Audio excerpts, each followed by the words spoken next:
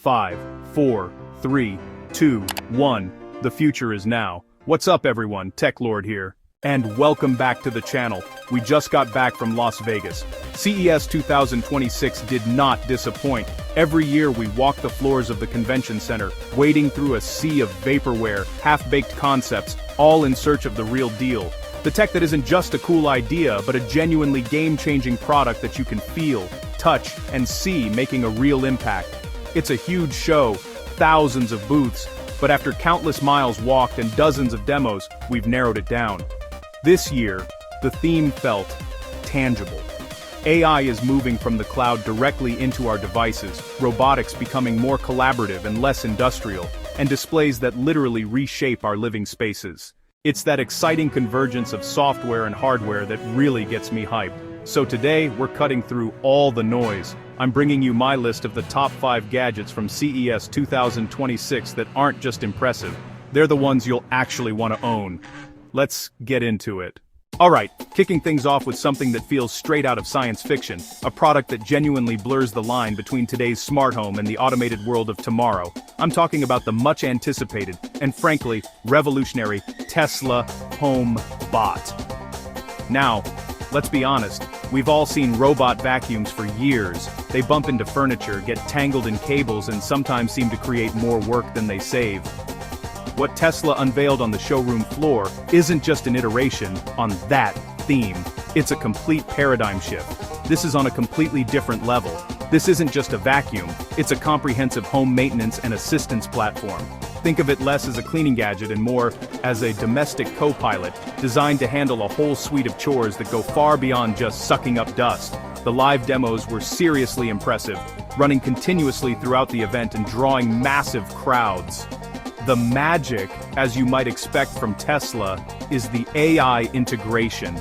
They've ported over a scaled-down, hyper-efficient version of the neural network from their self-driving vehicle stack. This isn't just about mapping a room, it's about genuine spatial awareness. It sees and understands its environment in real time. It navigates complex, cluttered layouts with an eerie grace, avoids temporary obstacles like a backpack left on the floor, and more importantly, it identifies and classifies objects. It knows the difference between a pet's water bowl it should avoid and a piece of dropped popcorn it should clean up. In one standout demo, the HomeBot detected a simulated juice spill on a hardwood floor. It immediately paused its current task, sent a notification to a paired smartphone with a snapshot of the mess, and upon confirmation, autonomously returned to its base to equip a mopping attachment. The hardware is classic Tesla, sleek, minimalist, and deceptively simple. It's built from lightweight composites and anodized aluminum. The centerpiece is a multi-axis, central articulating arm with a universal interface for swappable tools. And that brings us to the base station, which is arguably as intelligent as the robot itself.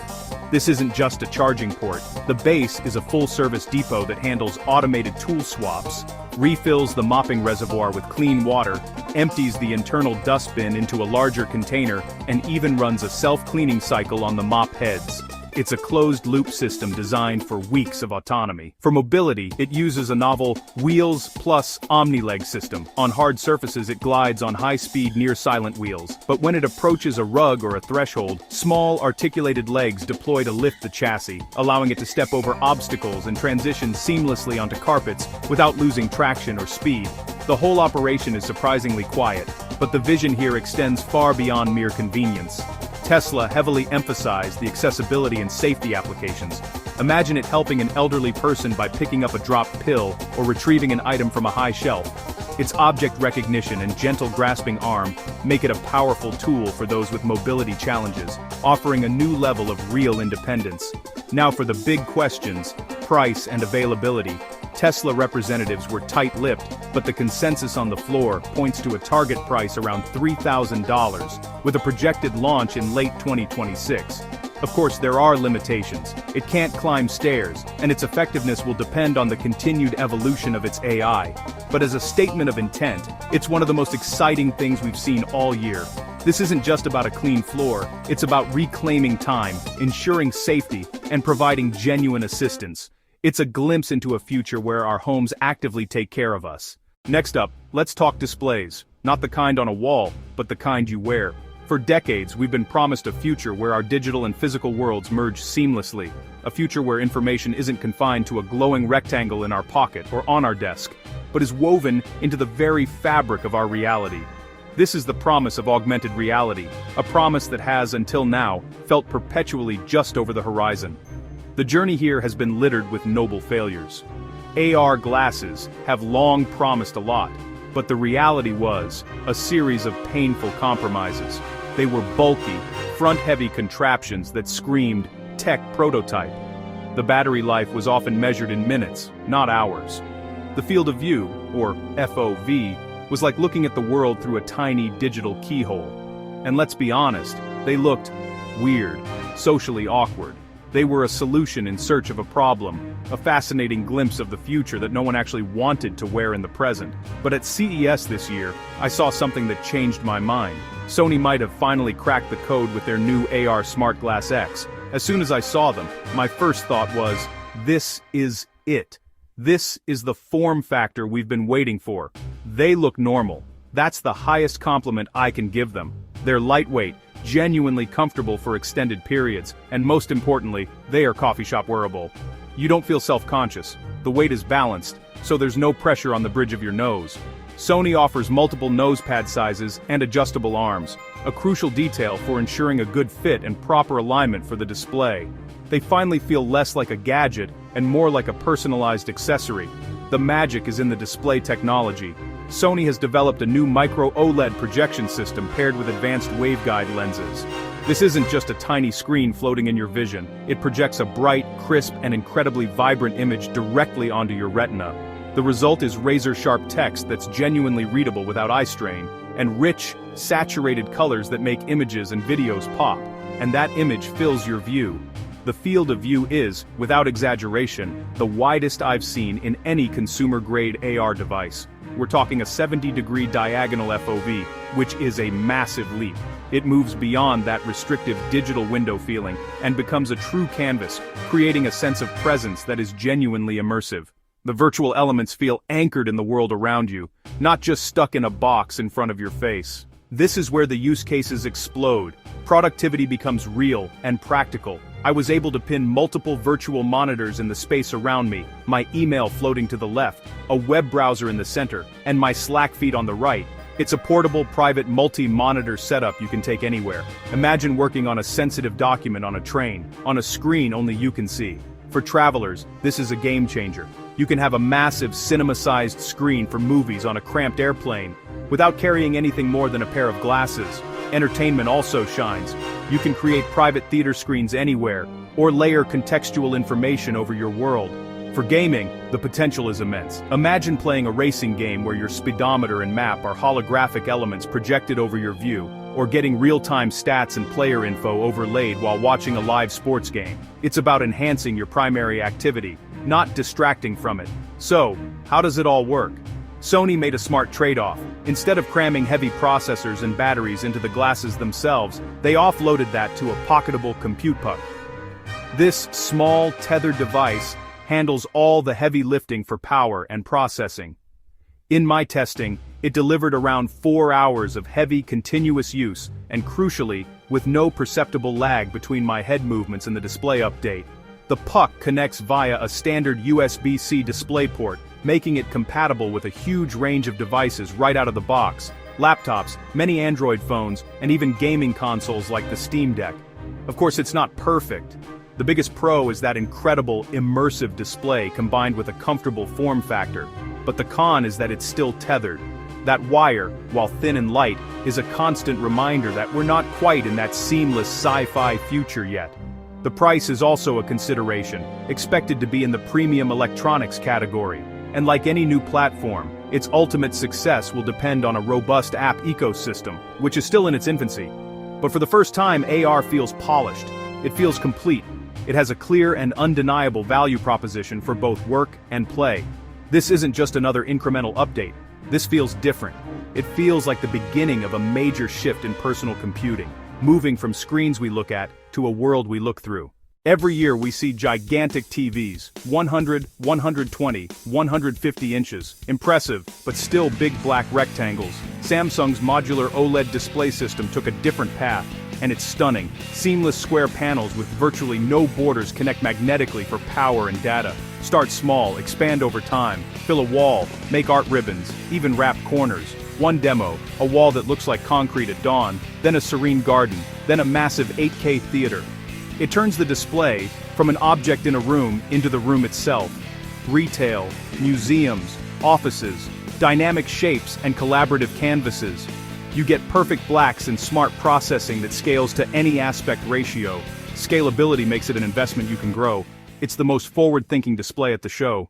Boston Dynamics wowed us for years, but the question was always practicality. This year, they answered with an assistive robotics suite. Robots designed to work with people, manufacturing, logistics, healthcare. Helper evolves beyond Atlas. Sensors for safe human collaboration and gesture, language understanding. In a live demo, a worker requested a box. Helper found it and handed it over smoothly. It's augmentation, not replacement. Robots take on the heavy, repetitive, or dangerous, so humans do the creative. Scout patrols autonomously, inspects, and builds detailed 3D maps, rugged and reliable.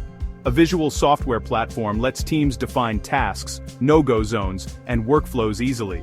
A grounded, practical step toward a future where humans and robots work side by side. For the final pick, we go smaller, something you'll never see but you'll feel everywhere. The Qualcomm Neural Edge chip. The new frontier is dedicated on-device AI. This is a massive leap. Real-time translation, computational photography, assistants that truly understand. Running locally, historically that meant a cloud trip. Now it happens on your device. In demos, the new chip translated speech almost instantly, smoother, more accurate. Keeping voice, photos, and messages on device is a huge win for privacy. Custom AI silicon means better performance with a fraction of the power.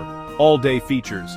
You won't buy the chip, but it'll power your next phone, glasses, even your car.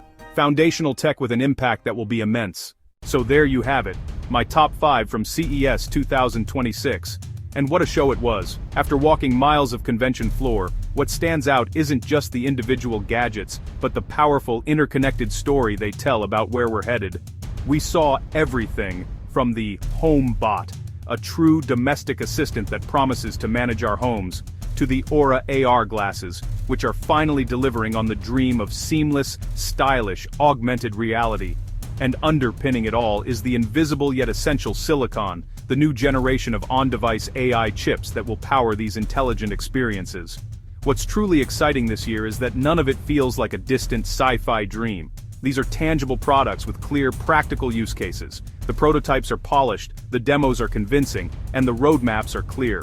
We're moving past the era of speculative tech and into an age of applicable innovation. Think about the interplay here.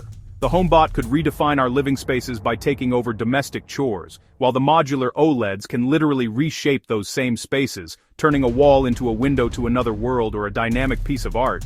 It's a fascinating push and pull between pure utility and aesthetic design, where our environment becomes as smart and responsive as our devices. From robots to wearables to the silicon that drives them, the common thread is a move toward more intelligent, more personal, and more seamless technology. This isn't about tech for tech's sake, it's about creating tools that genuinely understand and adapt to us. And the key enabler? On-device AI. By processing information locally, these devices aren't just faster and more responsive, they're inherently more private and secure, putting control firmly back in your hands. We're watching the foundational building blocks of the next decade of personal computing being laid right now, piece by piece. But with all this amazing tech, the big question is, who is it actually for? Let's do a quick buyer's guide. The HomeBot is a game changer for busy professionals and large families. If you value your time and want to automate household management, this is for you. The pitfall? It's a first-gen product, so expect a premium price and a learning curve. It won't replace a deep, clean, but it will maintain order.